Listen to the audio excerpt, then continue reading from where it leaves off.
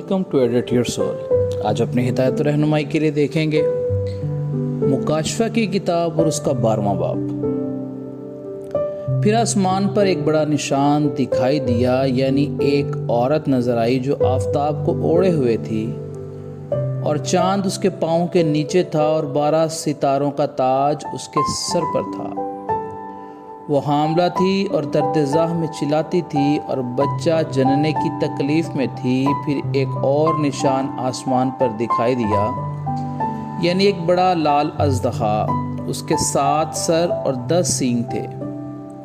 उसके सरों पर 7 ताज और उसकी दुम में आसमान के तिहाई सितारे खींचकर ज़मीन पर डाल दिए।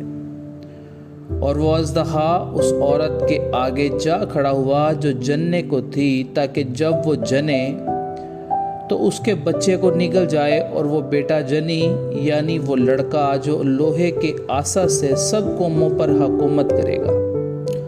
और उसका बच्चा यकायक खुदा और उसके तख्त के पास पहुंचा दिया गया। और वो औरत उस बियाबान को भाग गई जहां खुदा की तरफ से उसके लिए एक जगह तैयार की गई थी, ताकि वहां 1260 दिन तक उसकी परवरिश की जाए। फिर आसमान पर लड़ाई हुई।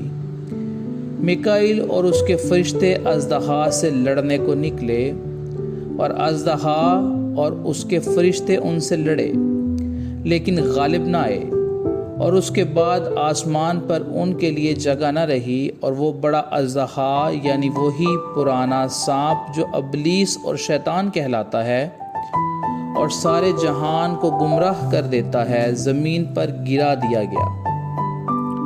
और उसके फरिश्ते भी उसके साथ गिरा दिए गए। फिर मैंने आसमान पर से ये बड़ी आवाज़ आती सुनी कि अब हमारे खुदावंद की निजात और कुदरत और बादशाही और उसके मसीह का इख्तियार ज़ाहिर हुआ, क्योंकि हमारे भाइयों पर इल्ज़ाम लगाने वाला जो रात दिन हमारे खुदा के आगे उन पर इल्ज़ाम लगाया करता था, गिरा दिया गया। और वो बर्रा के खून और अपनी गवाही के कलाम के बायस उस पर गालिब आए और उन्होंने अपनी जान को अजीज़ न समझा, यहाँ तक कि मौत भी गवारा की। पस आसमानों और उनके रहने वालों, खुशी मनाओ। ए खुशकी और तरी तुम पर अफसोस, क्योंकि इब्लीस बड़े कहर में तुम्हारे पास उतर कर आया है, इसलिए कि जानता है कि मेरा थोड़ा ही सा वक्त बाकी है। और जब अज़दहा ने देखा कि मैं ज़मीन पर गिरा दिया गया हूँ, तो उस औरत को सताया जो बेटा जनी थी। और उस औरत को 2 बड़े उकाब के पर दिए गए, ताकि सांप के सामने से उड़कर बियाबान में अपनी उस जगह पहुंच जाए जहां एक ज़माना और ज़मानों और आधे ज़माने तक उसकी परवरिश की जाएगी।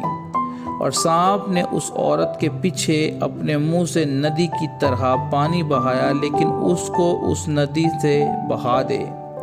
लेकिन ज़मीन ने उस औरत की मदद की और अपना मुंह खोलकर उस नदी को पी लिया जो अज़दहा ने अपने मुंह से बहाई थी।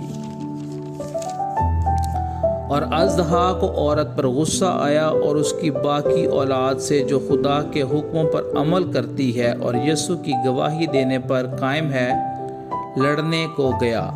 खुदावंद के ज़िंदा पाक कलाम के पढ़े और सुने जाने पर उसकी ख़ास बरकत और रहमत हो। आमीन।